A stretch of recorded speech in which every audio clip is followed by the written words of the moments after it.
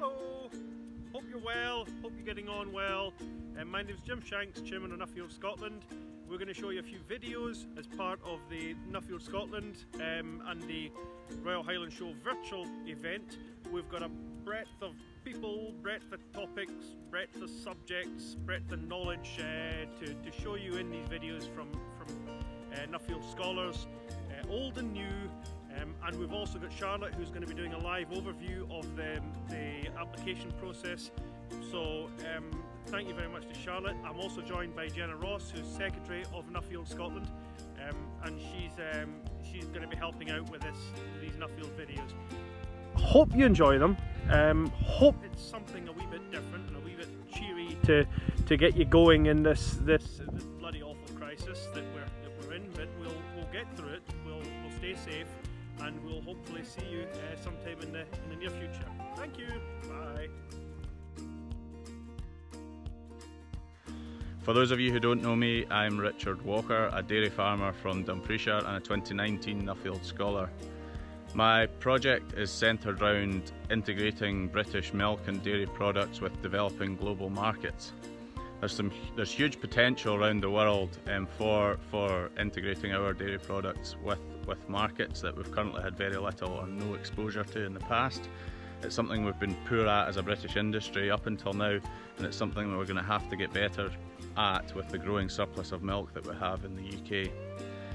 I've spent around 10 weeks in the last year in some of these developing regions, including China, Japan, Vietnam, Indonesia, the Middle East, and most recently I had 2 weeks in New Zealand that were cut short due to coronavirus, learning from the so-called masters of dairy export, Fonterra.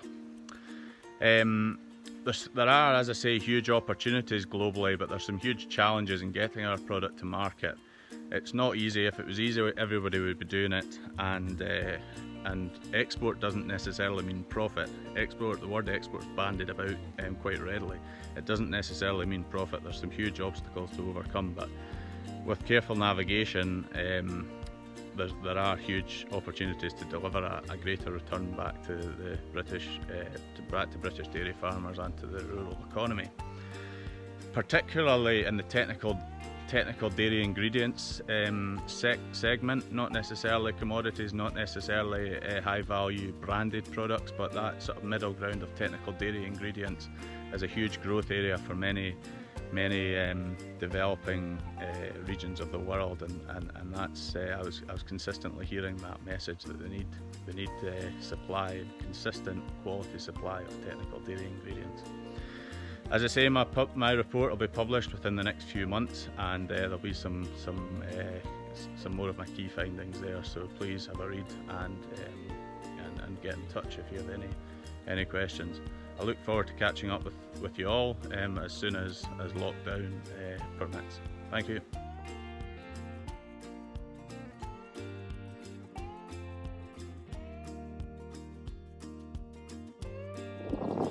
Hi, I'm Blanche, and I cut my own hair. I did a Nuffield Scholarship in 2010. In this video, I've got to tell you when I did my report, 2010, what I did it on. That's the farming ladder. I was a new entrant, we weren't getting very far, and I wanted to find out how to get further. So, went round the world, listened to a lot of stories, a lot of inspirational people, and came back and thought a lot about it, wrote a report. There's still copies available. I learned a lot from Nuffield. The power of stories. Once upon a time, Michael bought some sheep with a balance transfer from his credit card. The power of humour. The power of simplicity. The power of pasture. I love you, grass. I love you more. But most importantly, I learnt about the power of being yourself. So after my Nuffield, I only got a tenancy, 500 acres, Strathairn. I got really into paddock grazing, and I put up electric fencing to keep them in. and then move them about. It's more exciting than it sounds.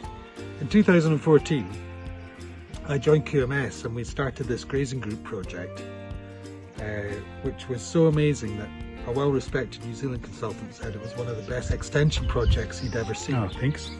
So I do a thing called the Pasture Book. It's a podcast. We have a talking dog in it, which is called Mo. Don't we, Mo? Going on about that again, it's so boring, eh? Thanks very much, everyone. Hope you're still watching. We'll see you at the Highland show next year. Maybe. Anyway, bye-bye. Hello, Heather Wildman here. Nuffield Scholar 2012 on influencing and motivating change. Delighted to be a part of the Nuffield Scotland team. Nuffield for me was just so incredible, completely changed who I am and what I am, and realised you can fake it till you make it, and being real is more important than pretending that all these other people think they're amazing. Actually, real people are the ones that are smashing it and getting it done. My topic was influence and motivating change. I went to Chile, Peru, Brazil, Australia, New Zealand, Tasmania, Canada, America, Ireland and Wales. I was locked up in a high intensive prison in Penetanguishene in Canada. I was cowboying in Montana. I fulfilled so many childhood fantasies and got to experience and see things that I never ever would have thought was possible. I feel really privileged, really honoured, and for me the Highland show was what really got me into Nuffield. The receptions at the Tesco stand, I think I gate crashed 2 or 3, Jim Baird dragged me along and Kevin Beattie, and then I thought at the third one, I thought actually it's not just a free drink and the booze, I want to be a part of this, and I've met some incredible people who've given me the biggest support, encouragement, and quite honestly a slap in the face and a kick up the backside when I've needed it too. And when I've had, you know, doubts and sort of challenges, they've just been the most amazing network. So since I came back in 2014, I set up my own business, Saviour Associates, saving asses and kicking asses, soft skills with a sledgehammer. I now specialise in staff management, motivation and communication. I branched after another trip out to Australia in 2016 into family succession, and basically facilitation, coaching and mentoring, and young farmers as well, doing a lot of leadership programmes.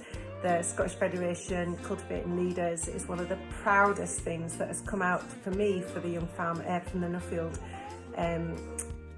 experience, I guess. The Highland show Saturday night, oh my god, Friday, it's the Nuffield reception. We're normally flying by now, kissing and cuddling and having an absolute whale of a time, thinking of everybody, missing you all, and so grateful to Nuffield. So here we go, champagne on a Friday night. Thank you Nuffield, thank you Nuffield Scotland, you're an absolute outstanding group and I'm privileged to be part of you. Cheers. 2015 scholar, which means I was the last scholar to head off around the world without a functioning smartphone. I set off looking for feed efficiency in beef cattle, or how to breed for it, but I think Nuffield's about discovery.